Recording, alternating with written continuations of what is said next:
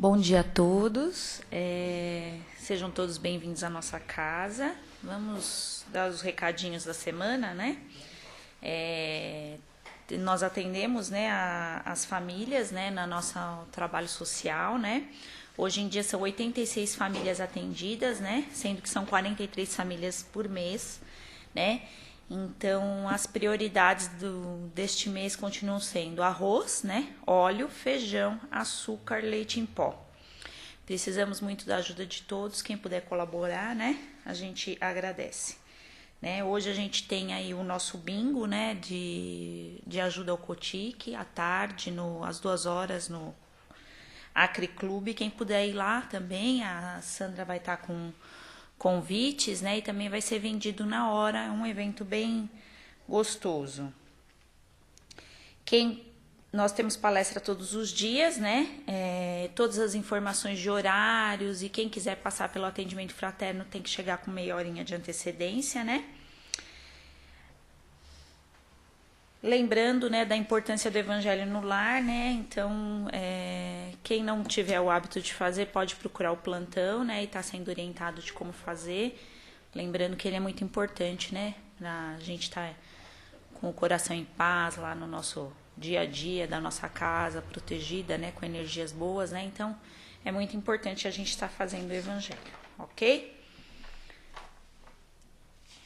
Deixa eu ver se tem mais algum. Lembramos também da viagem, né, a Sacramento e Araxá, que será dia 6 a dia 9 de setembro. Né? Para quem nunca foi, é um passeio muito edificante, muito gostoso.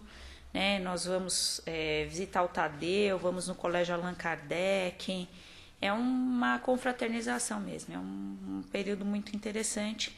Quem puder ir, pode estar procurando a Sandra, ou a Cida, ou a Kil, que eles são responsáveis pelo passeio, ok? Vamos então, nos ligando, Senhor, a Deus nosso Pai, Jesus nosso Mestre, agradecendo a oportunidade bendita de estarmos aqui reunidos em Teu nome, a fim de aprendermos, Senhor, a fim de trocarmos experiências, a fim de repormos as nossas energias e sairmos daqui, Senhor, um pouco mais instruídos, um pouco mais melhores do que entramos, e que essas trocas, Senhor, aconteçam com todos aqueles que cruzarem o nosso caminho da porta para fora. Que possamos levar essas energias salutares de amor, de paz, de caridade. Pedimos, Pai, que o plano espiritual envolva cada um de nós, principalmente o nosso irmão Sérgio, para que ele seja amparado, para que ele seja assistido e envolvido em benesses de amor, para que a sua palestra seja um bálsamo aos nossos corações. Que assim seja, Senhor, graças a Deus.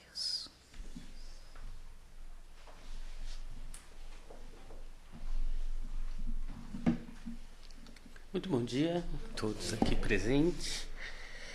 Deixa eu pegar aqui o tema para a gente não se perder.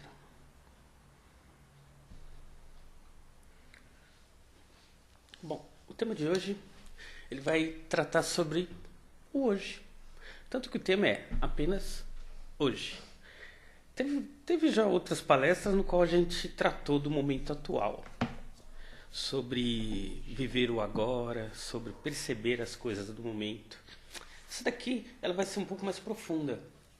Ela vai entrar um pouco mais no cerne da questão, ou seja, a nossa própria condição no mundo, no planeta, o que estamos fazendo aqui, por que vivemos da forma que vivemos. Então a palestra ela se aprofunda um pouco mais.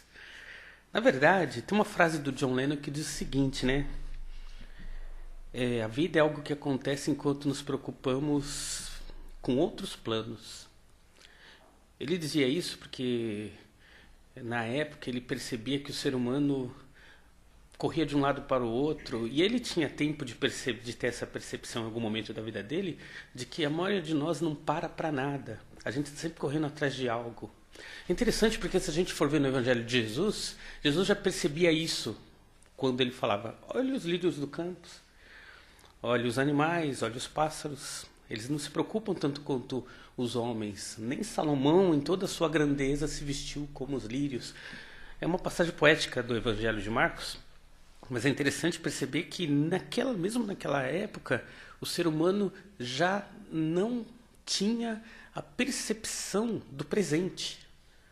E a gente vai ver várias passagens do Evangelho de Jesus na qual ele faz o possível para despertar o ser humano, para tirar ele da condição dessa correria maluca que praticamente toma conta da gente. Nós estamos sempre procurando alguma coisa, buscando alguma coisa, estamos sempre apressados com alguma coisa. Se a gente perceber, alguém pode até falar: mas isso é do momento atual, internet, tá tudo muito rápido. Não, isso é do ser humano. Nós sempre fomos assim. Ah, mas o mundo está mais acelerado hoje? Não, o tempo é o mesmo. Nós é que estamos transformando o tempo nessa correria toda. Se a gente for ver 50 anos atrás, era mais tranquilo, mais sereno. O homem também naquela época tinha seus problemas e corria da forma que aquele tempo se prestava. Também era um ser humano que não tinha ainda preocupação com o seu próprio condicionamento.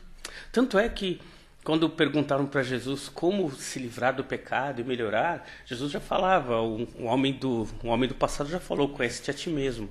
Essa remete-nos à frase de Sócrates, quando ele falava para o homem parar em algum momento e começar a olhar para si mesmo. Interessante, porque Sócrates, ele percebia em Atenas que as pessoas também corriam de um lado para o outro. E aí Sócrates questionava, né? O homem não é verdadeiramente vivo enquanto não parar para refletir sobre si mesmo. E Sócrates falava isso numa época que não tinha nada. Não tinha carro, não tinha computador, não tinha nada. No entanto, naquela época o ser humano também sofria do mal de não perceber a si próprio. Olha que interessante. Não é o período. A gente às vezes se prende ao presente momento achando que é agora que está acontecendo esse problema. É um momento atual em que as pessoas estão realmente focadas nessa correria maluca e não tem tempo para si mesmo. Não. O mundo é assim porque o ser humano traz dentro de si uma pressa, uma necessidade constante de correr que precisa ser revista.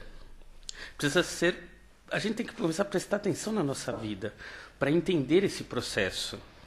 Então o que acontece? Basicamente, vamos ver o que os budistas falam, e que tem muito a ver com a doutrina espírita. Os budistas dizem o seguinte: existem só 2 momentos da vida que a gente não tem controle nenhum. O ontem e o amanhã. A gente só tem controle sobre o hoje, sobre o aqui e o agora. No entanto, a grande maioria de nós ou fica presa a acontecimentos do passado, ou fica premeditando coisas que vai saber se vão acontecer. A gente não quer dizer aqui com isso que a gente não tem que ter planos, não tem que planejar a vida, não tem que ter proposta. O problema é que a gente não pode ficar preso, muito preso a essa condição só, em que nós não percebemos o momento presente e fica focado apenas em algo que pode ser que aconteça. Muitos de nós projetam tanto as coisas para o futuro que não vivem o momento presente.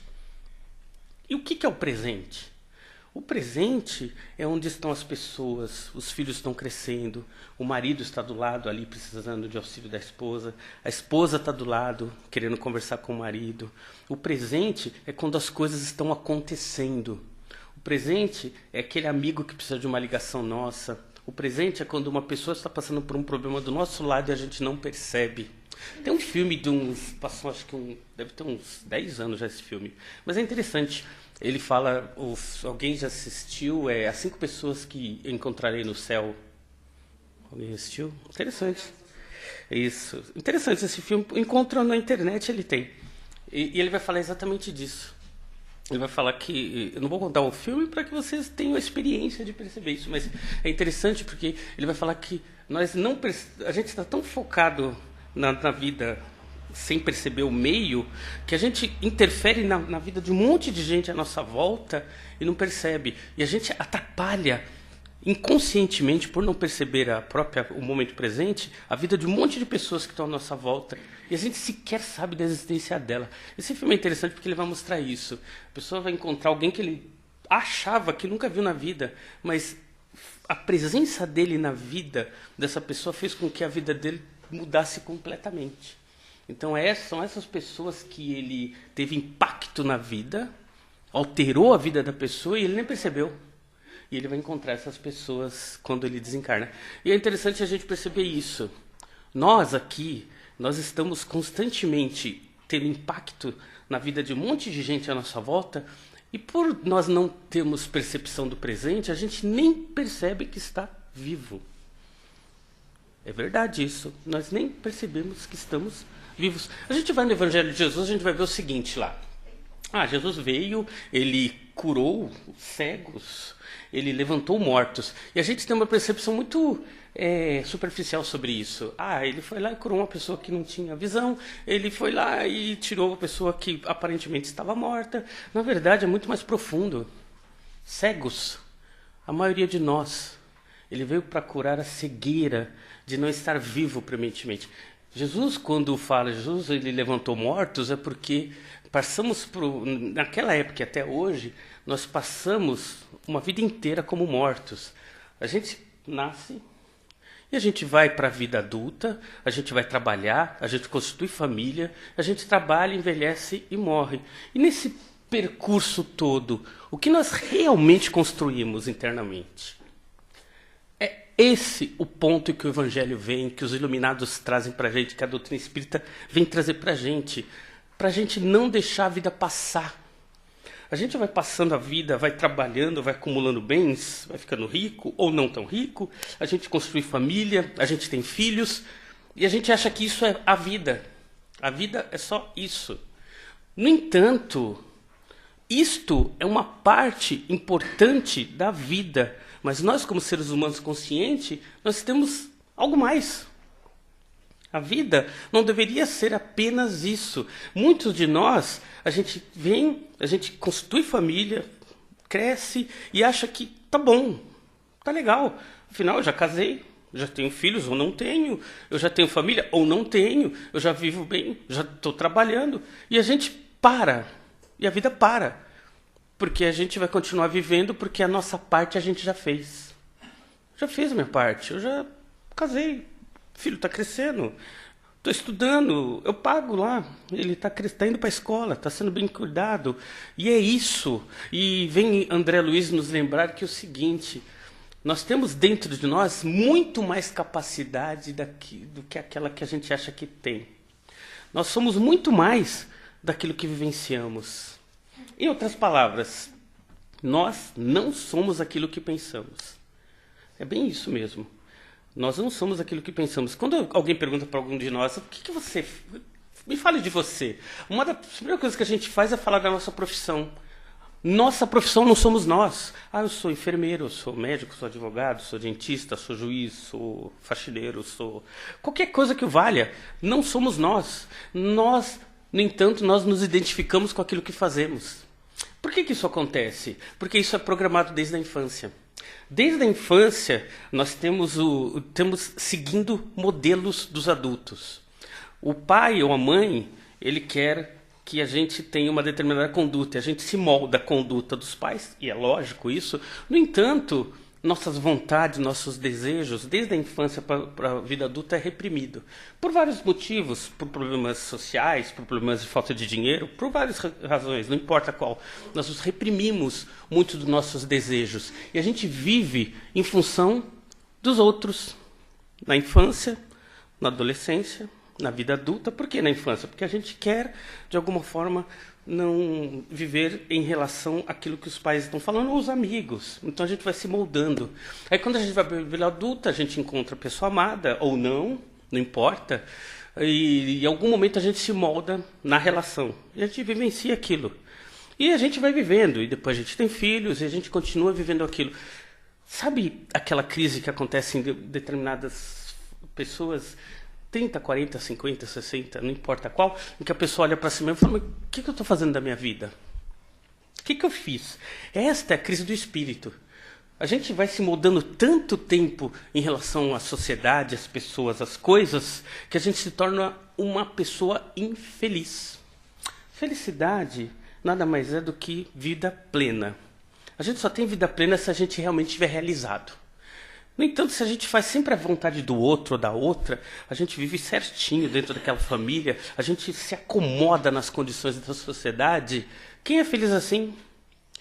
E a gente vai vivendo. E aí vem Emmanuel dizer o seguinte para nós.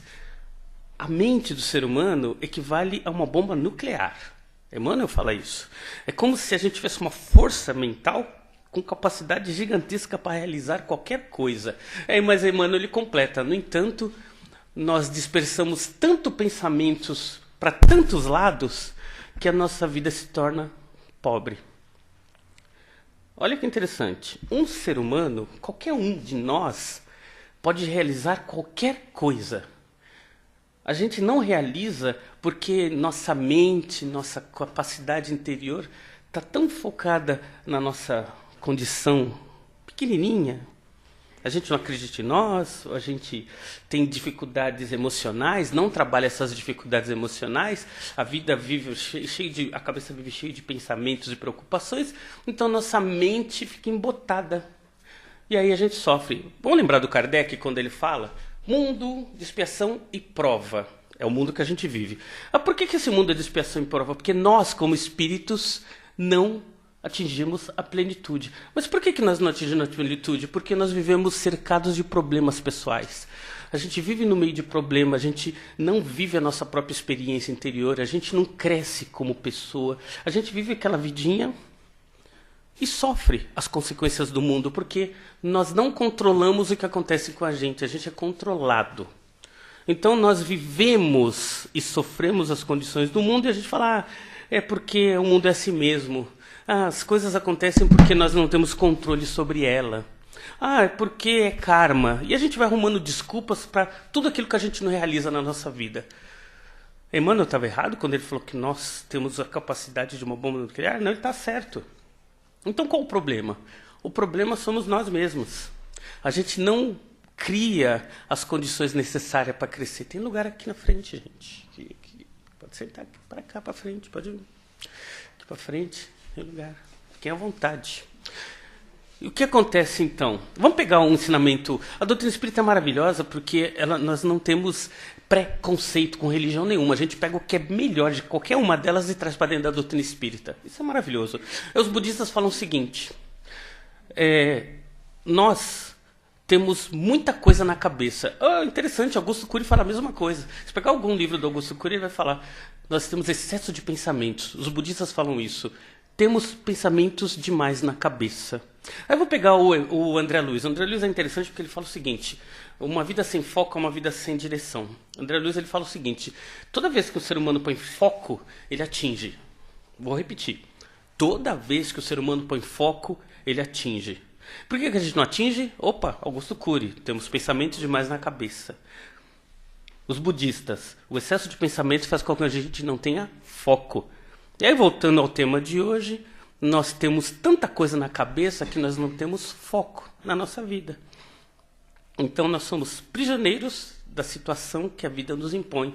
A gente não tem direção sobre a vida. Interessante porque, recentemente, ano passado, a USP fez um estudo sobre as capacidades humanas, foi recente, editaram até um estudo, e descobriu o seguinte, de cada 10 pessoas, 9 pessoas não conseguem se concentrar.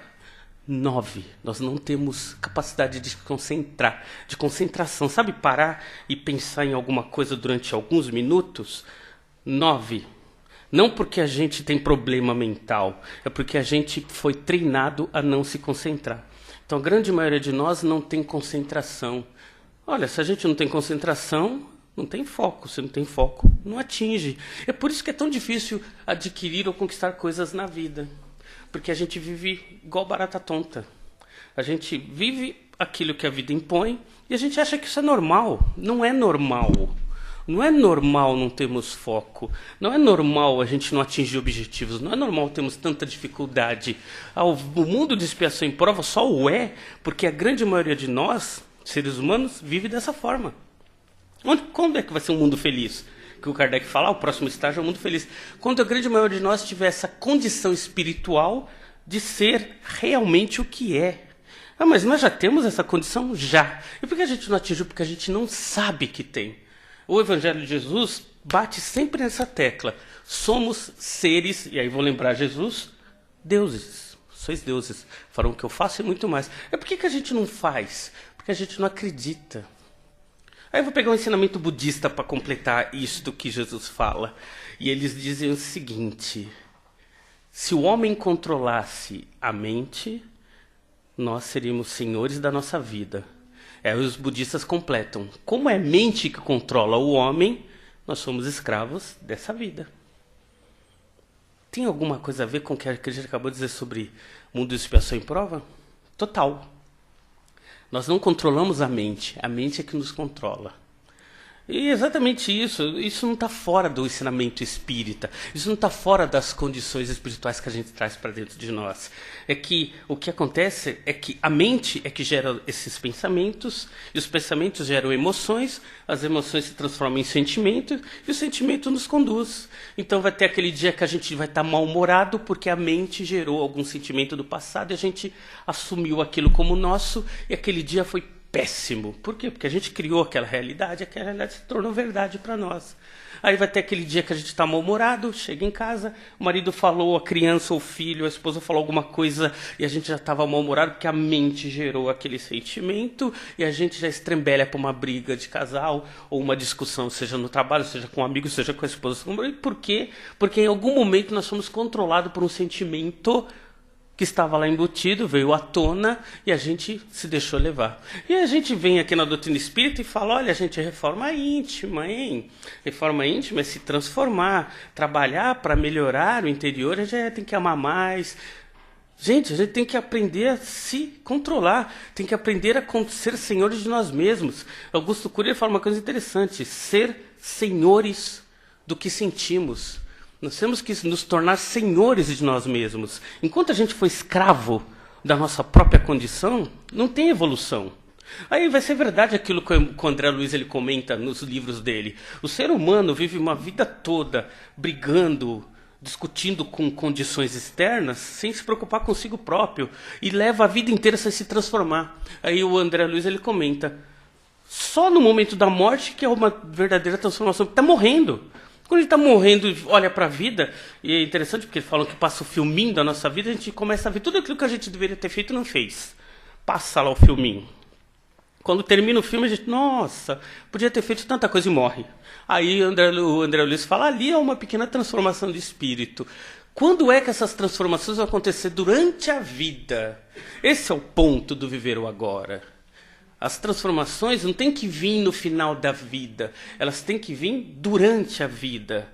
Jesus, quando vem para libertar os mortos e tirar a cegueira, é essa libertação, é acordarmos para a vida, perceber o momento presente.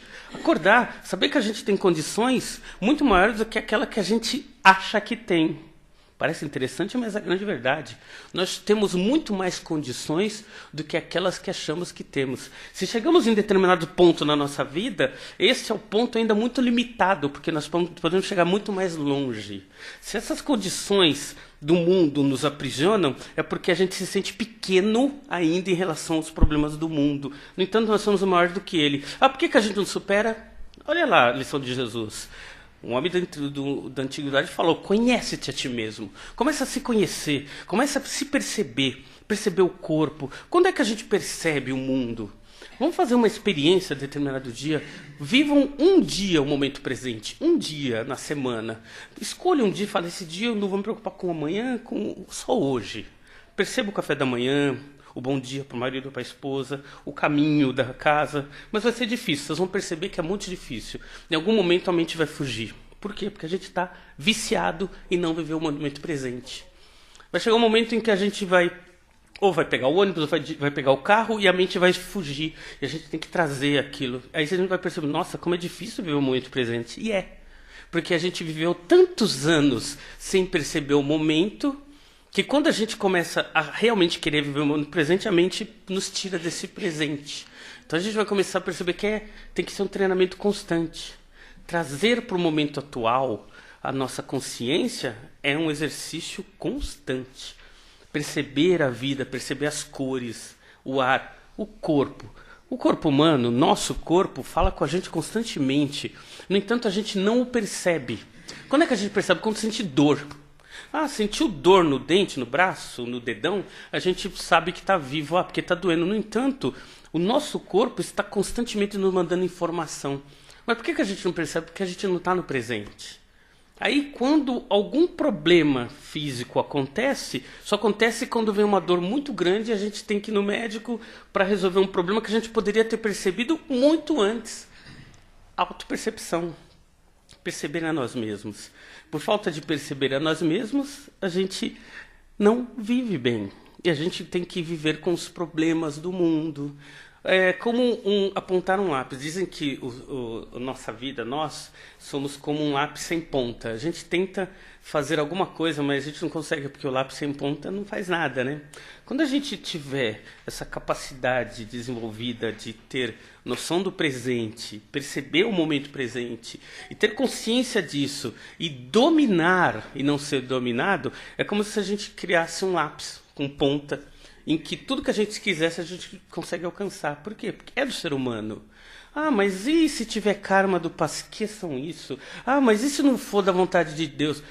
Nós estamos crescidos espiritualmente para perceber que nós somos, em primeira instância, senhores da nossa condição. Nós, todos nós, no mundo atual, somos todos senhores das condições que nos cercam. Essa coisa de sempre achar que alguma coisa externa vai barrar o nosso caminho é uma coisa que vem do passado, é ranço religioso ainda.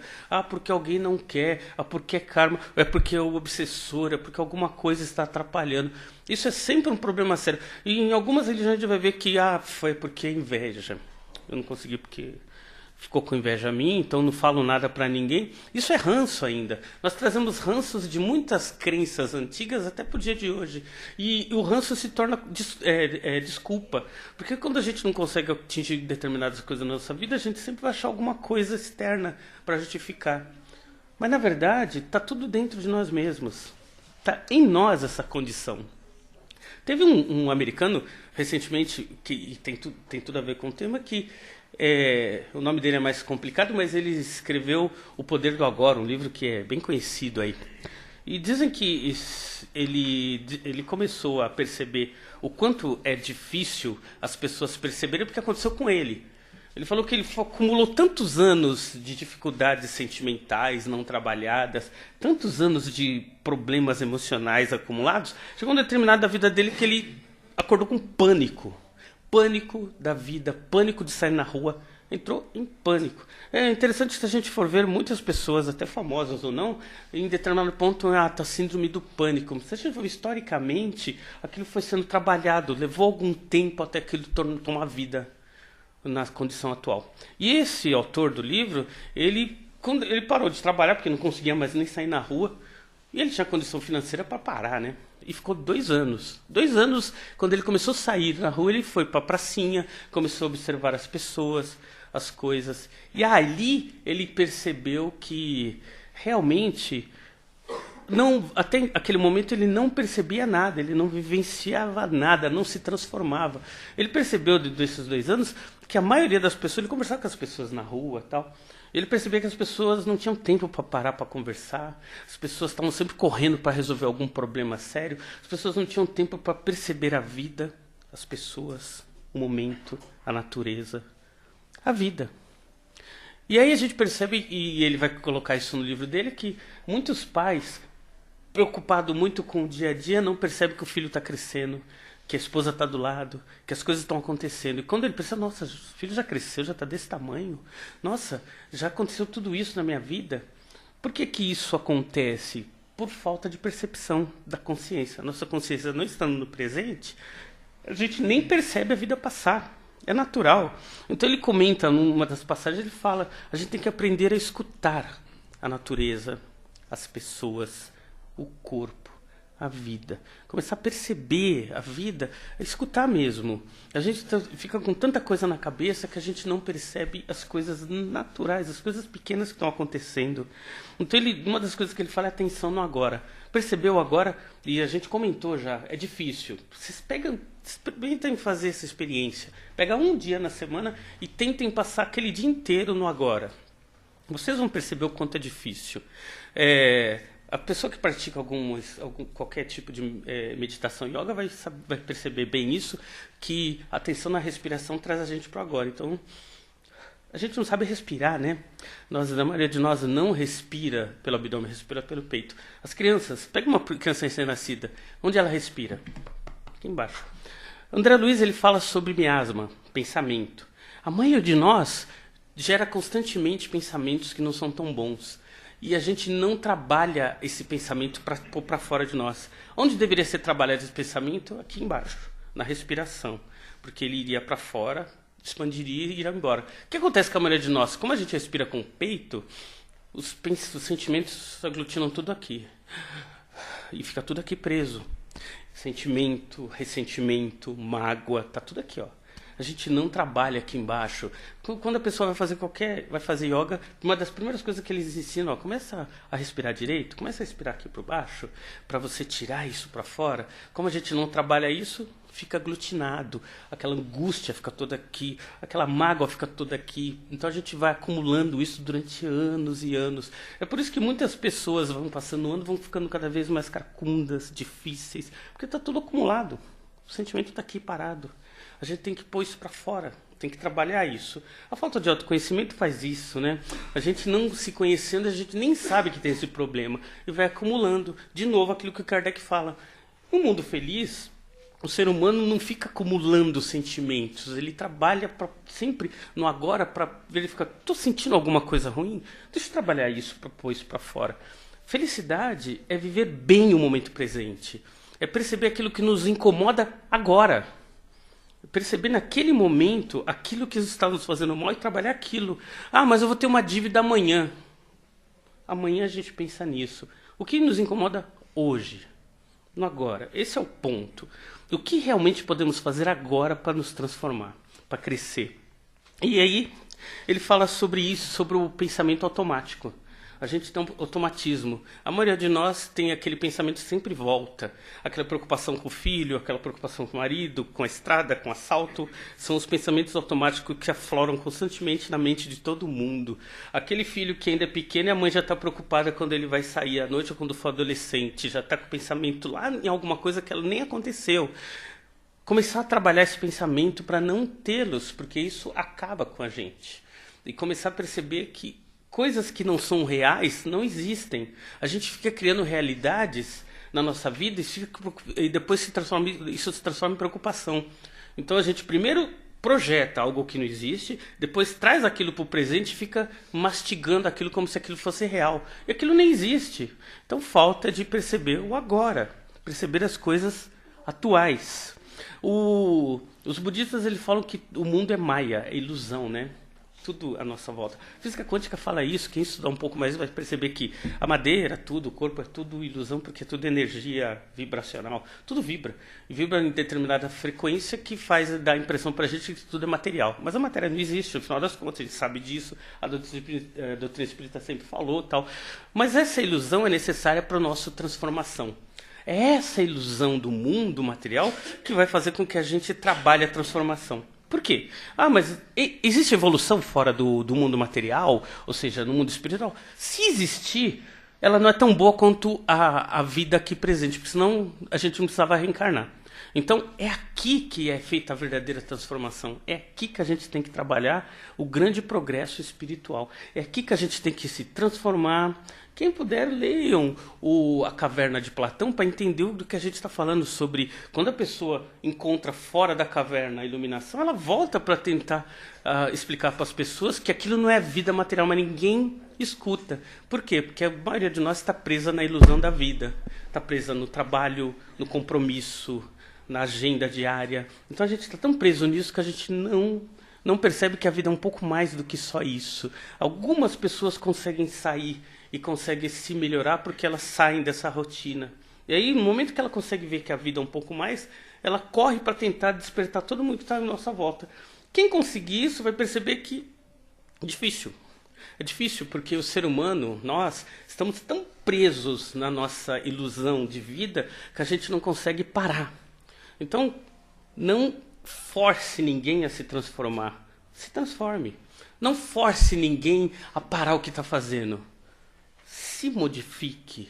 Se transforme e faça o possível para ajudar todo mundo que está em volta para se iluminar também. Não force ninguém a mudar ou parar o que está fazendo. É errado.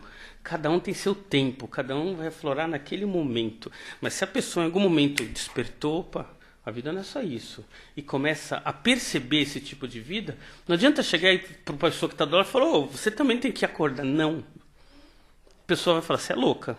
Você tem que começar assim a se melhorar, a se transformar e fazer o possível para ajudar quem está em volta no momento dele, respeitando o espaço, o momento presente de quem está à nossa volta. E olha que interessante, a gente não precisa falar de religião e religiosidade para ninguém. Não precisa falar, ó, você tem que ler o livro dos Espíritos para ninguém. Não.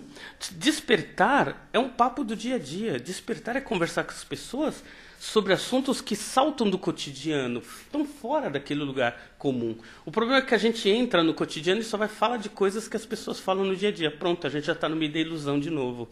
Então, sair dessa ilusão é sair, é mudar pensamento, viver de forma diferente. Viver no mundo, mas não ser do mundo. Esse é o grande ponto. E a gente começa a ver que essa transformação começa a acontecer com a gente. A gente falou sobre tudo isso, sobre o fato de ser ilusão, porque é importante a gente perceber isso, porque enquanto a gente acha que o mundo é real, a gente vive como se o mundo fosse real, a gente não se transforma, porque se essa realidade é tão premente para nós, por que a gente vai se transformar? Ao passo que se a gente, na nossa consciência, a gente perceber que não, isso aqui é só uma ilusão necessária para me transformar, a gente começa a ver o mundo de forma diferente. É aquele filme Matrix que conta isso de uma determinada forma, mas é bem isso mesmo. É questão de consciência. Se a gente vive dentro do mundo achando que tudo aquilo é a única realidade, não tem como se transformar. Se a gente vive no mundo percebendo que aquilo é uma realidade necessária para nos ajudar a nos transformar, muda de figura. É uma questão só de consciência disso. Toma consciência disso, a transformação começa a ocorrer. E até porque, aí vamos recorrer à própria doutrina dos Espíritos, que nos fala o seguinte, tudo que acontece na nossa vida, seja problema físico, emocional, mental, doença, tudo é aprendizado. É necessário para que haja transformação interior. Tudo. Mas tinha que acontecer dessa forma? Tinha. Porque se acontecesse de outra forma, a gente não ia perceber. Se acontecesse a mesma coisa conosco, com outra pessoa, para ela ia ter outro aspecto de aprendizado. Então, para a gente, aquela necessidade de transformar tem que ser aquele momento. Mas foi trágico. Teve que ser. Porque senão a gente não perceberia em nós essa fragilidade. Mas tinha que ser tão duro? Tem. Mas por que dura tanto tempo? Porque é necessário esse tempo todo para você perceber a transformação. Mas por que foi com ele e não comigo? Porque acontecendo com a pessoa te atingiu. Notem, tudo que acontece à nossa volta vai transformar nós mesmos. Tudo aquilo que a gente questiona é justamente o questionamento interior. Podem perceber, comecem a se perguntar, mas por que aconteceu comigo? E a gente vai perceber a lição lá dentro. Mas por que aconteceu com uma pessoa tão próxima? Se eu percebi isto, é porque aquilo está me atingindo. Então a lição é para mim. Então a gente vai começar a perceber várias coisas que acontecem na nossa vida como aprendizado. E não como apenas alguma coisa que aconteceu. Mas foi acidente de percurso. Não. Foi uma lição. E era legal a gente aprender com essa lição. Porque se a gente não aprender com essa lição, ela vai se repetir. Até o momento em que a gente desperta e percebe que aquela lição foi aprendida. Então, vem uma lição nova. Então, esse é o ponto da vida. É criar em nós essas condições novas e cada acontecimento na nossa vida é um gatilho para a transformação humana. E se a gente não vivenciar aquilo, seja pela tristeza, pelo choro, pela mágoa, limpar isso de nós, a gente não se transforma. É interessante a gente perceber como as pessoas no mundo de hoje não querem sentir essas coisas que no Brasil, principalmente, o consumo de drogas para aliviar a dor aumentou muito. Significa o seguinte, que a gente não está querendo passar pela transformação. Então a gente vai no médico, a gente pede um auxílio químico para a gente não vivenciar aquilo e a gente alivia com o remédio. E, na verdade, passar pelo processo é importante, muitas vezes. Passar pelo processo gera transformação. Aliviar o processo vai gerar em nós uma não transformação. A gente vai guardar aquilo. E aquilo, em algum momento da nossa vida, vai vir a cobrança pelo sentimento. Então, tudo que acontece na nossa vida, era bom a gente olhar de frente e perceber. E olhar que a vida é uma escola. Então, está acontecendo alguma coisa muito séria na nossa vida? Olha com o olho do coração aquilo. E perceba que o que aquilo vai gerar de transformação está gerando transformação em nós. Ah, mas aconteceu de uma forma que eu não esperava. É lógico. Tem que ser assim. Porque se não há transformação, não há aprendizado. E por fim, uma coisa que o autor fala no Viver Agora bate diretamente com a doutrina espírita. Perdoar. Olha que interessante. Perdoar no momento do agora. Mas o que isso aí tem a ver com o viver aqui e agora? Tudo. Se a gente não perdoa, a gente não consegue perceber o momento presente. A falta de perdão gera mágoa, gera restício de sentimento, gera todos aqueles problemas que nos prendem ao momento do passado. E a gente fica sempre preso ao passado e não evolui para o presente. Sempre dou esse exemplo aqui, porque nossa mente é como... A gente pode usar um computador como referência. A gente tem uma CPU e a nossa mente ela trabalha a memória. O computador faz igual. O grande problema é, cada problema novo que acontece é como a gente startar um programinha novo. Abrir o Word é um problema. Abrir o Excel, abrir uma outra pastinha lá, abrir outra pasta. Cada pasta que eu abro no meu computador é um probleminha que está vindo na minha mente e fica ativo lá. Tenta imaginar nossa mente como vários programas ativos, um monte deles, que o Augusto Cury chama excesso de pensamentos. Um monte. São pensamentos do que eu vou fazer amanhã, meu trabalho, minha reunião, minha família, minha dívida, meu gato, meu cachorro, tá tudo ativo lá na nossa mente. O computador, quando ele tem um monte de coisa ativa no momento, o que acontece com a CPU? Tem tanta coisa que ela trava. Ela não consegue resolver todos os problemas ao mesmo tempo. Assim somos nós.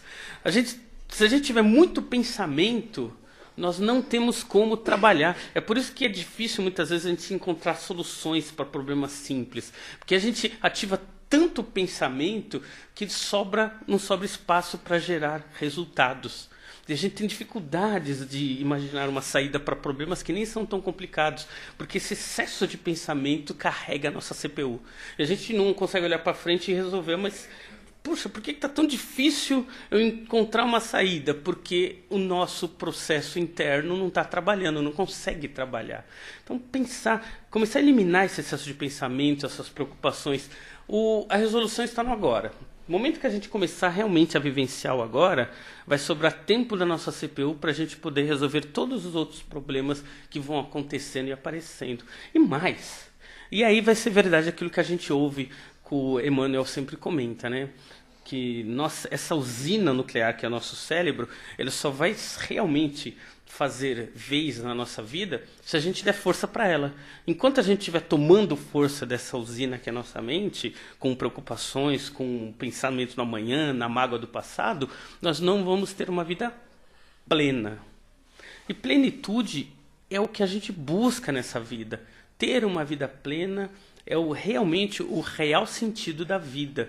Porque com a vida plena a gente se torna espíritos plenos. Aí valeu a pena a evolução, valeu a pena a encarnação, inclusive. Valeu a pena estarmos aqui. Passar por aqui, por todos esses problemas. Chegar no final da vida e a gente perceber que fez bem pouco. Não vamos deixar isso acontecer. É realmente começar agora. Tomar rédeas da nossa vida e gerar a transformação agora.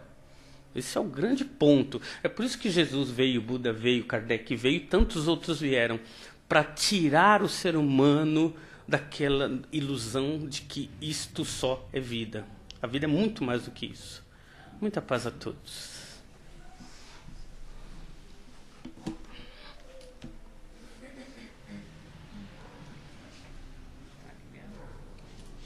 Deixa eu ver. sem bateria. Tem outro? Será? Bom, eu repito aqui a pergunta. Se alguém tiver pergunta, eu repito pro pessoal da internet. Alguém tem alguma dúvida, algum comentário? Queira tá esclarecendo ou contribuindo? Não vem não. Vem vocês dizer que não tá bom o que eu ouvi, não, hein? Por favor. Serginho, eu tava lembrando até de uma... Essa você pode falar aqui, ó. Eu estava lembrando até de uma outra palestra que eu escutei outro dia e a gente estava falando que a gente vive muito com a culpa, né, que é o passado, e com a ansiedade, que é a gente pensar muito no futuro, né, e diz respeito muito às virtudes, né, então eu acho que vai muito de acordo com as virtudes. Primeiro é a humildade. Errei no passado, já foi, não dá para voltar atrás o ontem, né, então a gente tem que ter a humildade de aceitar o nosso erro, nos perdoar e tentar fazer o hoje diferente. E a ansiedade, eu acho que é a falta de fé, né? Que tá lá na frente, né? Numa virtude lá na frente, que é, se a gente não tem fé, né? Se eu não acredito que, né, numa força maior que vai me ajudar, eu fico pensando no amanhã, na preocupação do amanhã, no problema do amanhã, e eu acho que vem muito de respeito a isso, né? Não sei, né? Eu acho que é uma resumadinha. Em resumo, é isso mesmo. Tudo resume a falta de fé. Porque quando eu não tenho fé, eu tenho que resolver tudo por mim mesmo. Então a gente quer fazer tudo. Né? Pode sim. A pergunta dele tem muito a ver com o tema, né? Qual a diferença entre preocupação e planejamento? O planejamento tem hora para acontecer. A gente planeja em um momento da vida.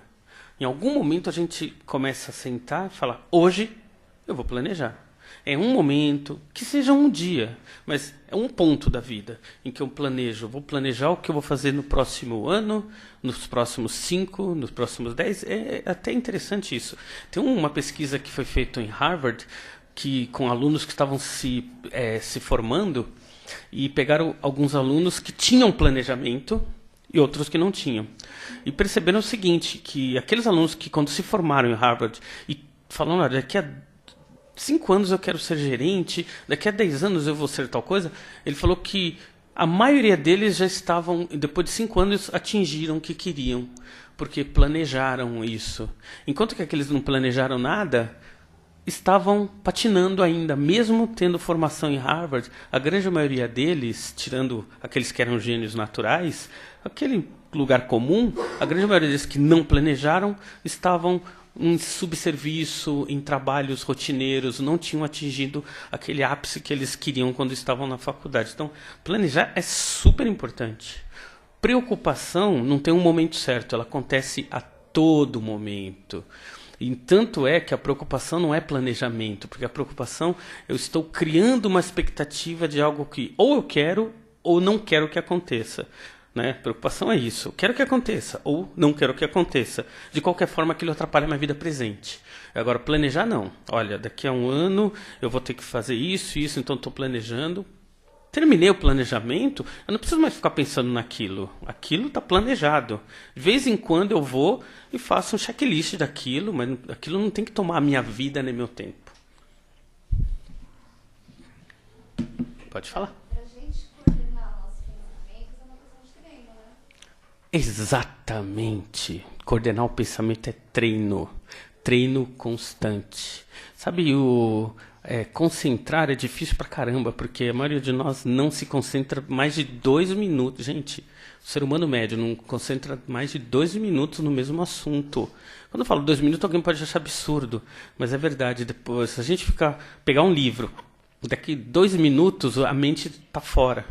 Tanto que a gente não percebe isso, mas a gente está lendo, seja uma receita de bolo, qualquer coisa que o valha, muitas vezes tem que reler ou voltar a página. Aqueles 2 minutos é o suficiente para a gente sair de nós. É treinamento mesmo. É treinar, estar consciente. E isso leva tempo, mas a gente tem que querer fazer. A Joana Jennings está tão preocupada com isso. Olhem só, hein? Divaldo Franco, criou uma sequência de CDs para as pessoas treinarem isso. Tá na internet, procurem. Jonas de Ângeles, treinamento mental. Tem uma sequência de CDs que o Divaldo gravou, por orientação do Jonas de Ângeles, que vocês podem ouvir na casa de vocês, em que ele vai ensinando vocês a ter autocontrole, autoconcentração, autopensamento. É interessante a tua pergunta, porque isso responde uma das coisas que a Jonas de Ângeles falou, que por falta de treinamento, nós não temos concentração. Por falta de concentração, o espírito, quando desencarna, não tem autocontrole. A maioria de nós desencarna sofrendo por falta de controle mental. Por não ter controle mental, a gente não consegue ter uma vida espiritual plena quando desencarna. Por isso que muitos de nós sofrem no desencarne, e não porque tem karma ou injustiça, é porque a maioria de nós não tem controle do que pensa. Então a gente se torna prisioneiro daquela situação mental. Por isso a preocupação da Joana de Ângeles.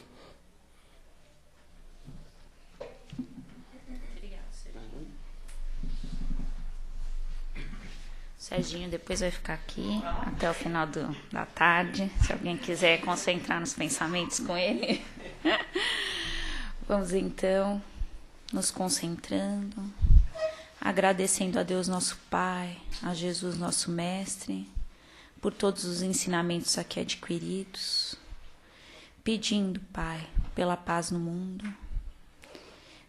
pedindo que essas luzes de amor e de esperança atinjam, Senhor, aos necessitados, aos que passam fome, frio, necessidades físicas ou morais, as pessoas, Senhor, aos nossos governantes, as pessoas doentes, aos velhinhos abandonados em asilos, as criancinhas órfãs, que todos recebam, Senhor, na manhã de hoje, o nosso abraço fraterno e a nossa união. Levemos, Senhor, estas energias benditas até os nossos lares e lá abraçamos os nossos entes queridos, levando paz e harmonia, não só aos nossos lares, mas aos nossos ambientes de trabalho, ao caminho, Senhor, que percorremos no trânsito, no transporte público, nos lugares aonde frequentamos. Que Deus Pai Todo-Poderoso leve a esperança e a paz. Agradecemos mais uma vez a oportunidade bendita de estarmos aqui reunidos em Teu nome. E vamos nos preparando, Pai, para recebermos o passe, com pensamentos de paz e harmonia. Muito obrigado pela presença de todos e que possamos estar aqui reunidos logo, em breve. Que assim seja, graças a Deus.